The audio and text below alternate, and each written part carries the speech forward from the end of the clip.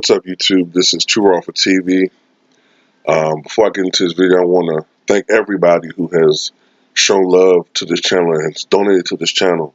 I really, truly appreciate the love that a lot of you guys have shown to me, man. I really do. And as always, I want to remind you guys that anybody else that would like to donate to this channel, I of course have links to those donation links in the description box. Now, I want to talk about something that one of my subscribers just informed me of. I think it's Gideon. Thank you, Gideon, for informing me about this, man.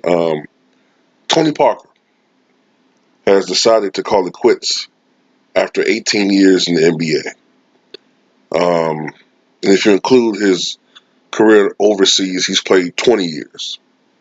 But after 18 NBA seasons, Tony Parker has announced his retirement, basically saying that, in a nutshell, if he's not playing for championships and if he can't be the Tony Parker that he's accustomed to being, that it's not fun anymore and he doesn't want to play anymore. So he's called it quits at the age of 37. Tony Parker, to me, was never the best player in his position. All right, he wasn't the best player. Um, he wasn't the flashiest player per se, although I thought in his prime he was one of the quickest players in the NBA. But how can I put it like this? He was never the best at any facet. You know what I'm saying? Like, Jason Kidd and Steve Nash were better passers. Arguably, Chris Paul was a better defensive player. Um, Several point guards were better shooters than him. But he did everything well. You know what I'm saying? Like, one thing I do remember about Tony Parker in his prime was how much, especially when the game opened up in the mid 2000s, was how explosive he was and how fearless he was in the paint. Like, I remember him, like when I see Tony Parker in my mind, I remember him slashing to the basket for layups or that teardrop. That's what I remember the most about Tony Parker. I think one year or for several years, he was like either the leader in points in the paint or he led perimeter players in points in the paint or something like that. And what I remember is that for a lot of his career, until maybe like his early to mid 30s, he always shot around or sometimes even over 50% from the floor, which, of course, especially in that era, was unusual for point guards. And like I said, he wasn't the best 3-point shooter. He didn't take a lot of threes. Um, and that's maybe another thing. Maybe the way the game is played now doesn't quite fit Tony Parker. He's not a guy that's going to hoist up, threes. That's just not the way he played the game. He improved as a foul shooter throughout his career. But what I remember about Tony Parker was that he was money. You know what I'm saying? Like when the Spurs needed him to make the right basketball play, whether it's passing to, getting the ball to the right person at the right opportunity, setting up his teammates for the best possible shot, or whether it was him needed to get a pivotal basket or make a pivotal play on the defensive end. More often than not, Tony Parker was money, man, and he, along with Manu Ginobili and the great Tim Duncan, formed a fabulous trio after the retirement of David Robinson in 2003 that would go on to win 3 titles. Of course, 2005 against Detroit Pistons in a 7-game battle. In 2007 in that blowout sweep of the Cleveland Cavaliers, and with LeBron James, and once again denying LeBron James a championship in 2014. I think it was a 6-game victory. I think that series. I think it was 6 games. Um, Overall, Tony Parker won 4 NBA championships, including the one in 2003, which was David Robinson's last year in the NBA. So you look at the resume. We look at his resume right quick. I know he has 4 NBA championships.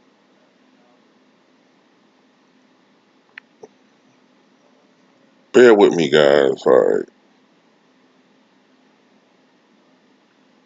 4 NBA championships. He was a 6-time NBA All-Star. For his career, he shot 49% from the floor, 32% from beyond the arc. Although toward the latter part of his career, he became a better three-point shooter. 75% from the arc for his career. He averaged 15.5 points per game, 2.7 rebounds per game, 5.6 assists per game, 0.8 steals per game. But in his best years from 2005 to about 2013, Tony Parker averaged between about 18 to 22 points per game. So that's when Tony Parker, and plus in Popovich's system, you're not going to have a guy putting up a lot of individual numbers. But I do remember it was a game some years ago. I can't remember which season it was. It might have been the 2006 season. It was probably sometime around 2006, 2007. I remember it was a game where he had 55 points. And that was one of the highest scoring games in the history of the franchise. I think when he had the 55-point game, I think it might have been, I gotta think about this before I say it. It might have been at the time the third highest scoring performance in Spurs history, behind Dave Robinson's 71 points and George Gervin's 63 points.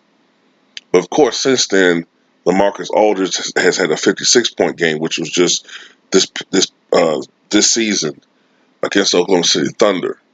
So I have to, so Parker had the ability to be one of the best scoring guards in the NBA, but he held his game back to play within Popovich's system. And I think that'll be his legacy, man, his lack of selfishness. Now, there was some controversy with Tony Parker toward the end of his career.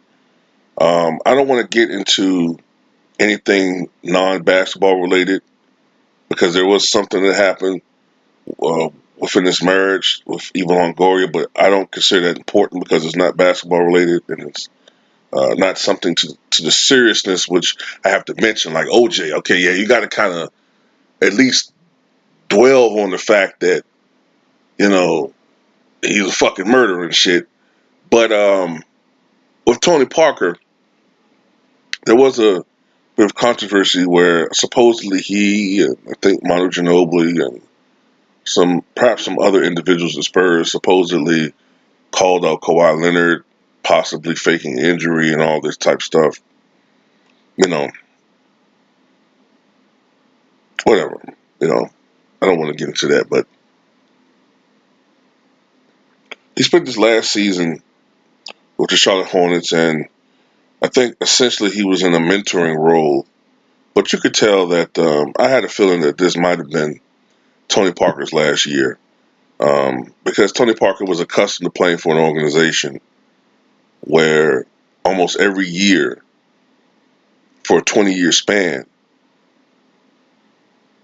the Spurs were in the thick of things when it pertained to an NBA championship. Now all of a sudden you're playing on a team where you have to adjust yourself to losing. And if you're not accustomed to that, it's basically like playing with Michael Jordan throughout the 90s, right? Back then. And you're accustomed to being, in the thick of things. Like a bad season for you is only winning 47 games.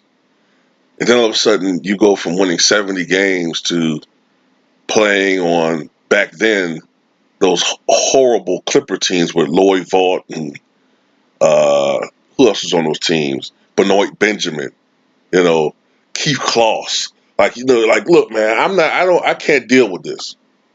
Eric Piakowski. Look, you guys are nice. You're good guys and everything, but I didn't get the fuck out of here.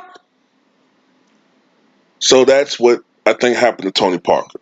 Okay, I think Tony Parker just couldn't deal with that shit anymore, man. So he's gonna go play golf and maybe go fishing or you know go back to France and do whatever Frenchmen do.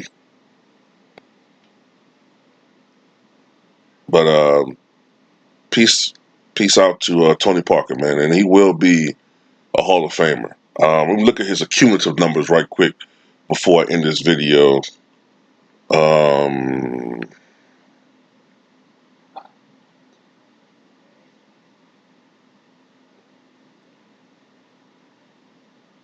let's see. He scored 19,473 points, so just shy of 20,000.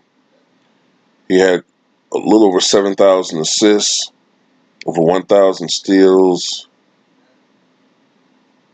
Yeah, those are good numbers. You know, like I said, especially when you've played in that system, so your numbers aren't going to be spectacular, but they're very good. And the fact that, you know, without Tony Parker, the Spurs would not have won 4 additional championships, you know, after the 1999, you know, when they won the first one. So Tony Parker, you will be in the Hall of Fame, man, and enjoy your retirement.